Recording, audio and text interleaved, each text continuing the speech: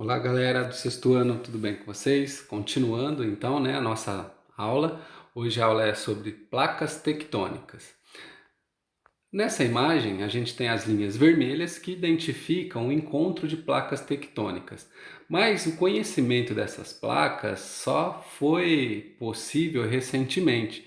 Desde a antiguidade, vários cientistas, filósofos, pesquisadores tentavam entender por que ocorria algumas características, como tremores de terra, montanhas que soltavam fogo, soltava lava, que na verdade é o vulcão, e tsunamis que poderiam ocorrer. Então, a curiosidade sempre fez parte do ser humano, só que no passado não se tinha estrutura para o entendimento disso, tá? Hoje, com a ciência desenvolvida, esse é o mapa das placas tectônicas, que vocês também já devem ter ouvido em geografia, tá? Vou dar continuidade então. O único detalhe aqui é para a placa sul-americana, que é onde o Brasil se encontra. Percebam que o Brasil está em cima de uma placa tectônica. Por isso que no Brasil não é comum tremor de terra, por isso que no Brasil não tem vulcão e por isso que no Brasil não tem tsunami. Tá?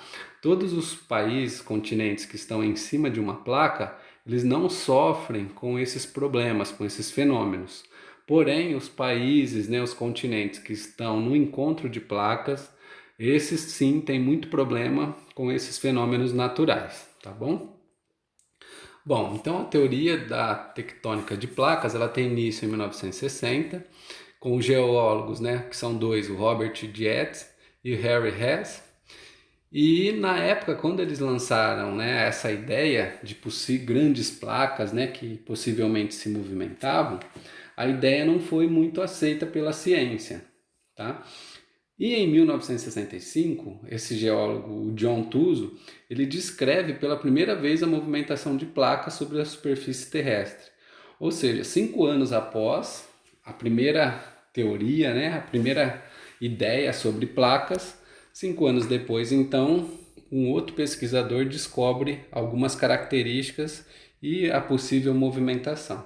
E só em 1968 que foram estabelecidos os elementos básicos da teoria da tectônica de placas, que é essa teoria, que eu mostrei anteriormente, aquele mapa descrevendo as regiões de encontro de placas.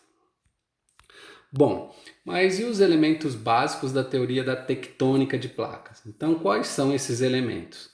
Esses movimentos que as placas tectônicas executam, elas proporcionam a formação do relevo, regiões montanhosas. Lembra que teve aula que eu falei sobre a Cordilheira dos Andes, as montanhas, a disposição dos continentes, como eles estão distribuídos no nosso planeta. Então essa é a parte fundamental, básica da teoria das placas. E tem os acontecimentos, que essas placas provocam, por exemplo, são os fenômenos naturais, como o terremoto, o vulcanismo e o tsunami. E eu vou falar cada um desses. Bom, aqui os tipos de movimento, que as placas executam. Então são 3 movimentos básicos que vocês têm que anotar aí para não esquecer. O movimento divergente, olha que a seta ela está indo para fora.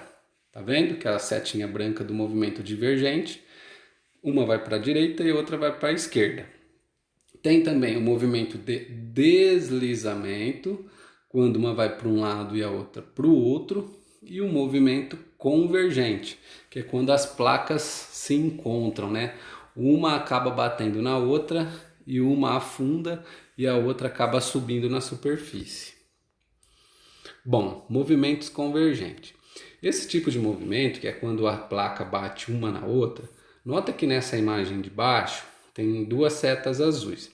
Essa seta que está do lado direito, percebam que o caminho que ela vai fazer é de descida. Então quer dizer que essa placa, ao se chocar com a outra, ela afunda, ela desce. Descendo essa placa, ela vai sofrer com a pressão e a temperatura que está mais abaixo, no interior, e ela vai ficar pastosa, ela vai se tornar uma rocha, uma placa mais pastosa, ou seja, ela vai sofrer modificações, tá? Quanto uma se sobrepõe, a que desce, ela sofre modificações, ficando num aspecto mais pastoso, junto com aquela astenosfera que eu já mostrei na aula anterior. Aqui a gente tem o movimento divergente, que é quando uma placa vai para um lado e a outra para o outro. Olha só o que pode acontecer nessas regiões. Tá vendo que desde a primeira imagem, aqui do lado direito, vai se abrindo um espaço e nesse espaço pode formar o quê? Um rio, um lago ou até mesmo o oceano, né? Separando os continentes. E embaixo existe uma pressão. Como a placa está mais fina, essa pressão ela acaba sendo forte e rompe essa superfície, no caso do assoalho oceânico. E são liberadas então magma, formando algumas cadeias de montanha no fundo do oceano. Então são observáveis cadeias de montanha no fundo do oceano, como também pode acontecer o que? O movimento dessas placas e o surgimento de um tsunami. O tsunami ocorre devido a um tremor de terra, movimento de placas, né, que ocorre no fundo do mar, e as ondas chegam ao continente. Isso eu vou falar mais adiante.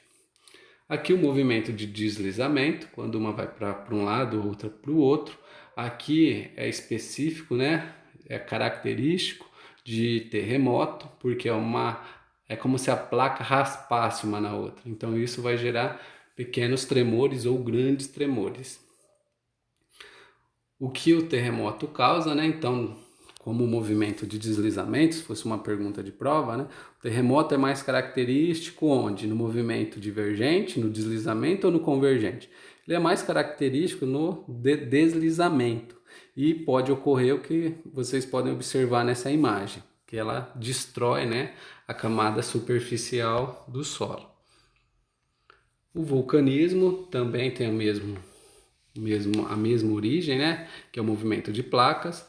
Aqui já seria uma placa convergente batendo uma na outra e formam-se as cordilheiras, né, de vulcões no fundo do oceano.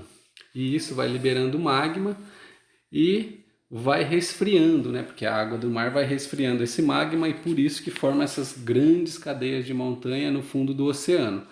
Quando não é no fundo do oceano, é na superfície, aí a gente vê uma montanha liberando magma, né? Um vulcão em ação, tá bom?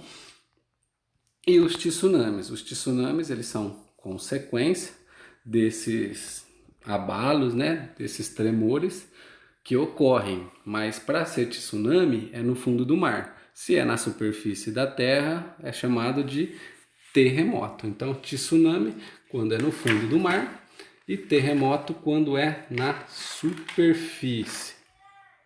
Tá. Bom, pessoal, a aula ela vai encerrar por aqui, a primeira parte, que é hoje. Na sequência, então, eu continuo e aí eu passo atividades para vocês, tá bom? Até a próxima, tchau, tchau.